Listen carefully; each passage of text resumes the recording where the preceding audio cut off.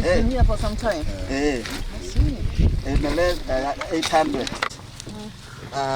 Bullet. Nimelima mingi. Hii na export. Kwa hivyo ila nimelima 60 cartons.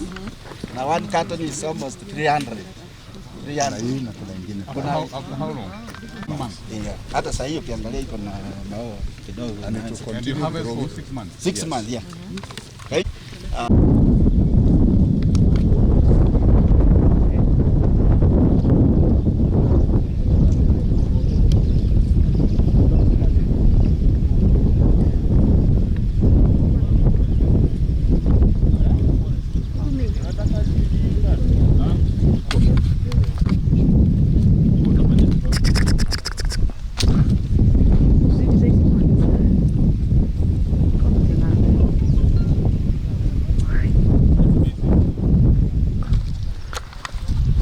Ndugu emiru muno.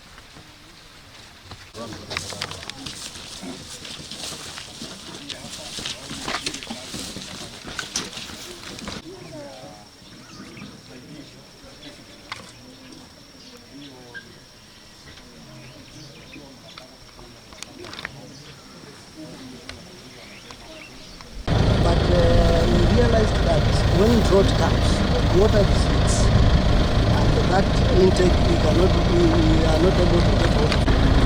And we placed it inside the dam so that even if water depletes during dry season, we are able to get water from the dam. This was reality. Water on the way. We are now doing what we are doing. The typical household in this area is where you find already the farmer has a small water pan. It's ranging anywhere in the range of 1,000 cubic meters. And what is happening, because they already have gotten into farming, we are coming in and helping them in expansion by digging or giving an additional one with a better capacity, or we are even coming in and supporting them by way of desilting. And therefore, we have also... In terms of market, we've already found that if they already already have water, they are able to produce more than they can consume. What are you doing to at least help them be able to get more money?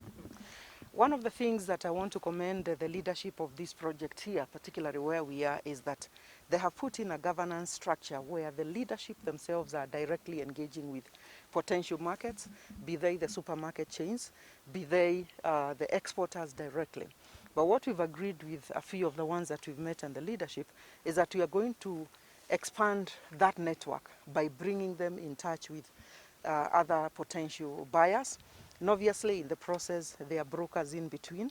We are agreeing here with the leadership that we need to do everything that is possible to minimize the layers of brokers so that they go directly to the retailers and closer to the consumer. That way the returns are higher for the farmers.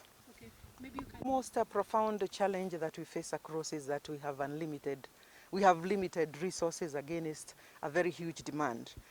Every household, everywhere that I have visited, everybody desires to have either their water pan desilted or a new pan granted to them for them to expand their farming. But we are operating within a limited budget. That is one. Number two, given the current impact, particularly in the external markets out of COVID, we've also seen a slowdown and a reduction of the prices, both here but also in the export market. And number three, a conversion of farmers who are otherwise not engaged in commercial farming means that the question of productivity, the question of the learning curve is also one of the challenges. But all these challenges are surmountable if we work together, because the farmers themselves, and especially the champions who are performing best, are a role model. They have a testimony to tell, and therefore we are seeing growing appetite for individual farmers, farmers coming together, circles coming to utilize the water resources which we are giving them. And so it is a project which will continue to be implemented here, but also in the other areas which have been profiled. We currently are in 31 counties with this project, and we intend to have that covering the entire country. One, the first phase of my being out here today is to inspect a water project. Which water project is the last mile connectivity for water from Masinga all the way to the little towns of Kiondoni, Kangonde, and Kanyonyoo. This is part of the government of Kenya effort to ensure that there is not just water in a dam, but that water is indeed available to households, is available to towns, is available to institutions for their day-to-day use. This is part of a project which aims at covering residents of Machakos, but also Kiambu. I am satisfied with the progress of this project, which is at 55% in terms of completion, and has an end date of December, January this calendar year. And therefore I'm satisfied with that. This afternoon I've also spent time to visit with farmers in Yatta, the great Yatta, and I'm very, very excited with the possibility of expanding this household ponds project, which aims at availing water through ponds, collecting rainwater through ponds that we have supported farmers at the household level and the community level to be able to hold water whenever it rains, which water then ends up going into irrigation, their livestock needs, but they are also their domestic needs. I'm very happy to note the joy with which the farmers are reporting the success of this project. In Yatta alone, I'm happy to note that we have put in partnership with the farmers, 360 such ponds. And I want to acknowledge very, very deeply the work that Bishop Masinga has done here in terms of converting the mindset of the population here, which has hitherto relied on food relief and food donation, to be a self-reliant community, which is now able to not only produce their own food for subsistence, but which is also producing food for export. And I want to note that they also are producing food for domestic market, namely vegetables, French beans for export, chili also for local and export market, but also the other ordinary vegetables ranging all the way from pumpkins to the other ordinary vegetables that you'll find in our regular market. I'm pleased to note that the value chains that have been identified here are value chains which need to be nurtured, which need to to bring more aggregation efforts for these farmers in their collective form as per village to be able to access markets directly, whether exports or local markets. It is a project which is at the center, at the heart of His Excellency President Uhuru Kenyatta, because he committed in 2018 that this project, which is supposed to go to the most vulnerable, needy areas for start, is one where we should aim at having 125,000 such dams in the communities and in the households. I'm happy to note so far 12,500 such dams across have actually been implemented with very, very phenomenal impact from a social and economic point.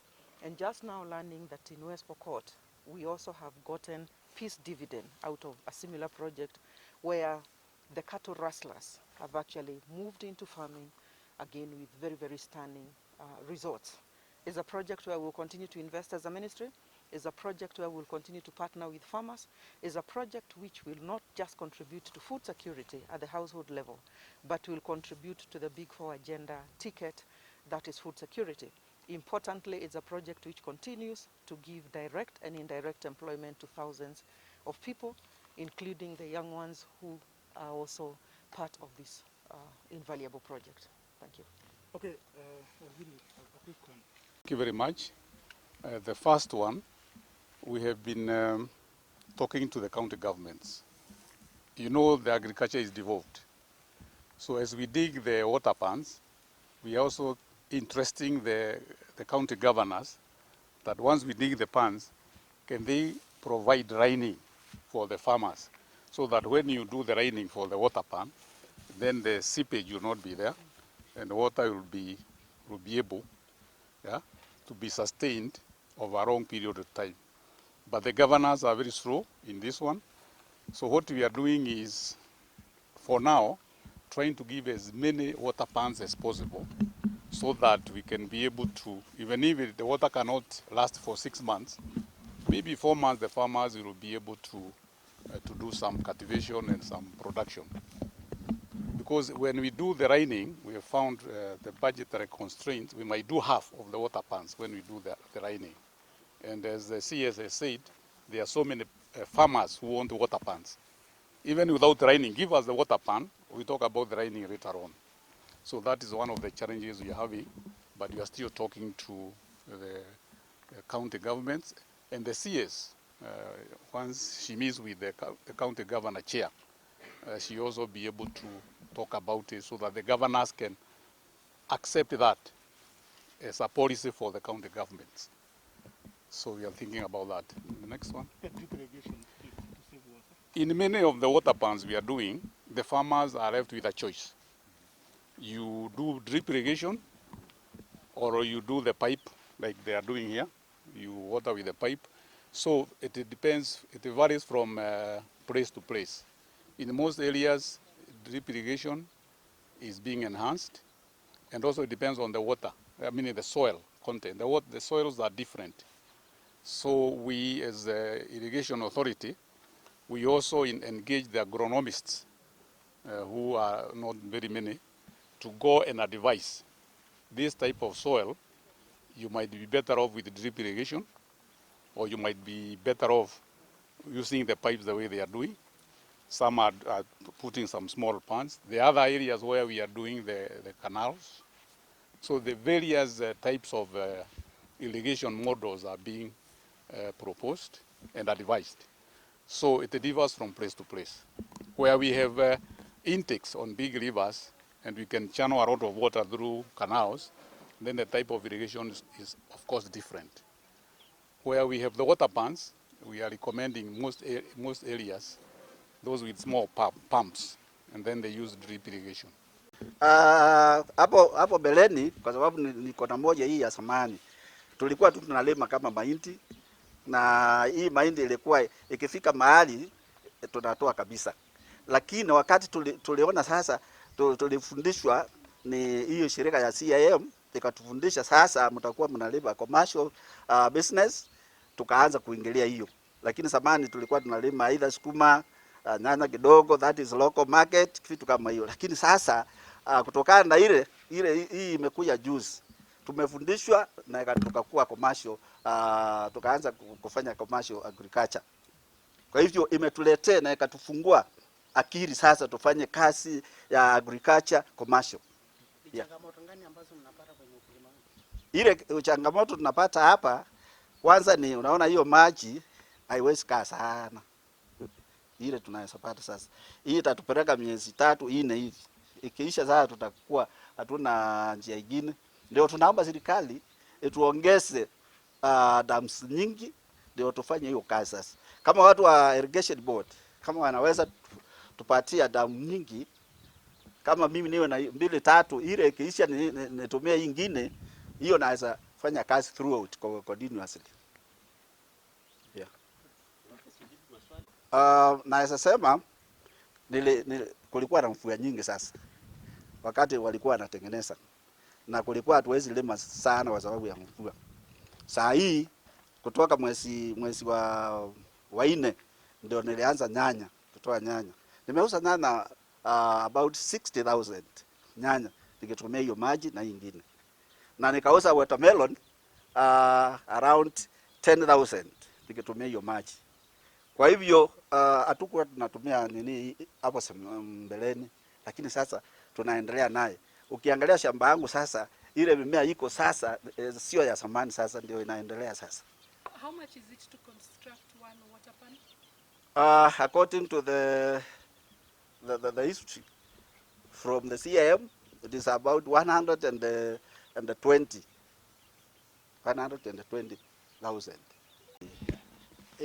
Ile kitu naweza sema, nimekundua hakuna mahali babaya, kila mahali ni pazuri. Na kila mahali kunaweza toka chakula. Lakini ile makosa inakuanga ni maji. Tukiwa na maji, kila mahali tunaweza panda chakula ya kuuza, ya ukula bila shida.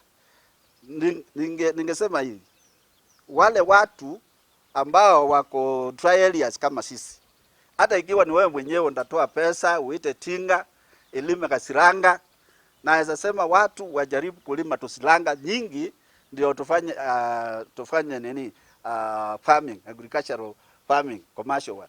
Kwa hivyo ningeomba wakulima wenzangu mahali wako area ile kapu, tujaribu kusimba tusilanga. Na ningeomba serikali pia itusaidie kwa hiyo njia. Kwa sababu ikitusaidia tuwe na silanga mingi, tunaona area imechange. Kama hii area yetu imeanza kucheck kabisa. Unaona ngari ya Misanze inakuja, kuna ile ya Nduru inakuja, hata nyanya kina mama area hii wanakuja wanachukua. Kwa hivyo it is changing the area kabisa. Na hii barabara venye ni mbaya, is it? Ukweli ya mambo ni hiyo barabara sio nzuri kabisa, iko na shida. Tuseme wakati wa kukinyesha hivi hakuna gari inapita hapo. Ningeomba pia upande wa transport hiyo barabara tutengenezewe. Ndio market yetu iwe ikitoka hapa street iende moja kwa moja kwa market za juu. Kwa hivyo barabara iko shida. Mwenyao Ndolo, area hii inaitwa Kasoni Commercial Village, iko Masinga sub location, Kinada location, Ikombe ward, Machakos County. Yes. So hii water pan inasaidia kwa viwanda katika hii venture? Yeah, these small dams tumelimiwa inatusaidia kwa kulima na maji, ambapo tunapanda ile mimea ya kuuza. Zamani tulikuwa tunapanda mahindi, lakini tumepinduka sasa tunapanda mimea ya kuuza. Kwa mfano, saa hii shamba yangu nimepanda nyanya. Ile nyanya najua within 2 months time nitakuwa nimeuza, na nimepanda pilipili bullet na long. Hizo ni commercial business, na I'm expecting kama bullet I'm expecting to sell 60 cartons per month, per week, 60 cartons per week. Hiyo market ile price iko leo it's about 300 per carton. Kwa hivyo ukipiga hiyo utaona nitakuwa na pesa mingi ya kujisaidia pamoja na family. Pia tumepanda maharagwe hii ya French beans. Tumepanda almost 3/4 acre. I'm expecting 200 and 500 kilos. Na hiyo to days inapikwa na 80 shillings. Ukipika hiyo utakuta almost 200,000 within 45 days. Hiyo inachukua 45 days tunaanza kuvuna. Kwa hivyo hiyo tunasaidia hiyo maji umeona pale chini inatusaidia kuonyesha hiyo mimea na mimea inakuwa sawa na inasaa sawa. Hiyo water ban mwezi ya tatu. Ya hii mwaka? Mwaka huu. Pengine unaweza tuambia details in terms of how deep is it? Ilitengenezwa na nani? Is it water pumped ama it's just who essentially created it?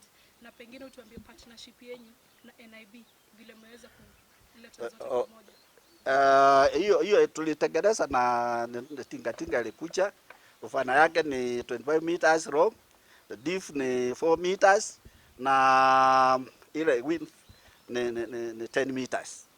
Kwa hivyo ilikuwa shirika ya CAM ikishirikiana na watu wa Water Irrigation Board ndio walituletea hiyo mradi, na hiyo mradi ikakuja kwa village area hii. Tuko na 26 small dams area hii, na kuna area ingine inaitwa Masinga, kuna Mayuni pia walifanywa hivyo. Kwa hivyo hii area sasa tuko na 26 dams, tukiongeza ile za samani kwa sababu tulikuwa na watu wengine walikuwa na small one. Tukiongeza sasa watu wameanza kufanya kazi ya kulima vizuri. Ukiongelelea kuhusu zamani, pengine unaweza tuambia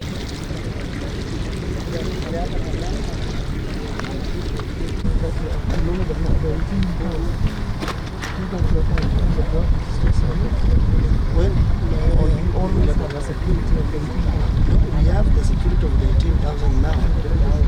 Unless that one, water receipts from that. If it receipts for the 18,000 cubic meters after constructing this way. Yes. We have got the treatment works. We don't want you to go there because it is just the same as Maboko, where we are. This is where we are treating the water. And then pump. Okay, let us reverse so that we don't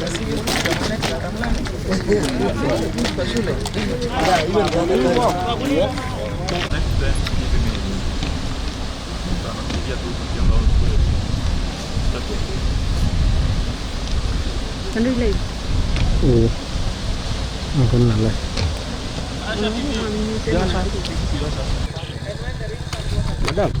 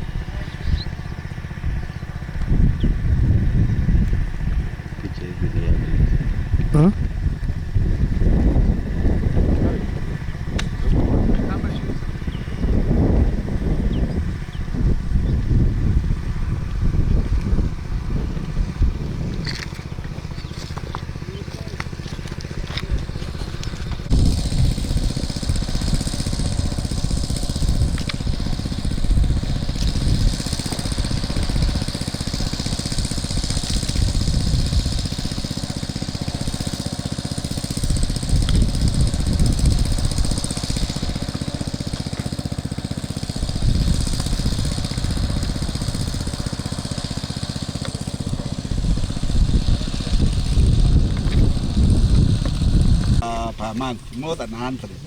Mbegu unatoa wapi? Mbegu tunanunua, kuna ile tunanunua. Farmer. Yes. Kuna hii ni nyanya. Hii nyanya ni Nasema ile mzuri.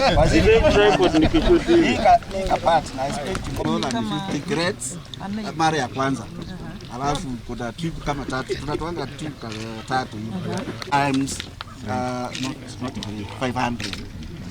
Utapata tube moja more than 25,000 na ile ingine more than 25,000 na ile ingine. So it means I will have 75,000. Very full. Pick up. Pick up. Natumia hivi pipe na connect kutoka hiyo siranga na inakuja inanyeshia. Utakuonesha type. Kwa mtu anaanza na farm,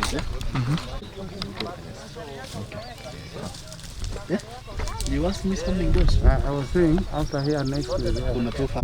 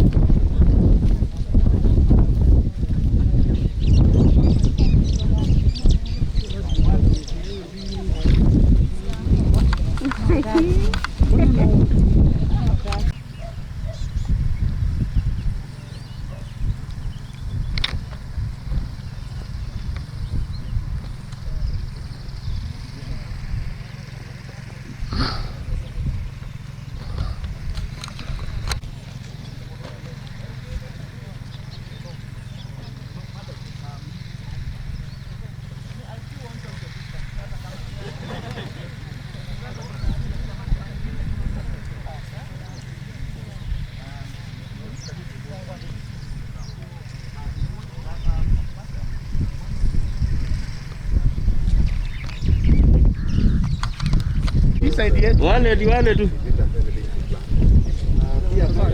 Vile unafanyanga. hii ni sababu wakati kunanyesha sana haiwezi nini kuretain chakula kizuri. Does it require a glass of water? The crop or what? I think it's also because of the orientation of the farm, and then the type of crop that is being grown. Yeah, I would actually they need to be in a proper line for proper management. So when you look at this, but the conservation idea see the manure.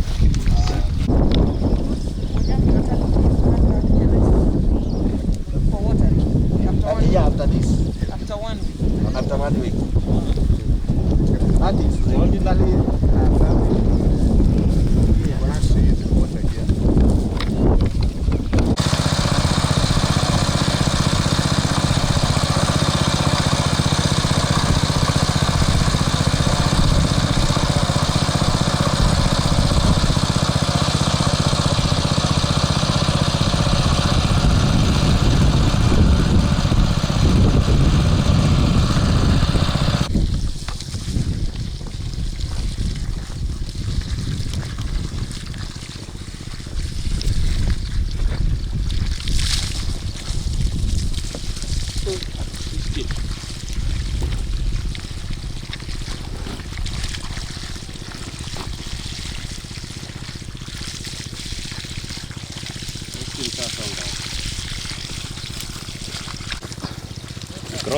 Hapa.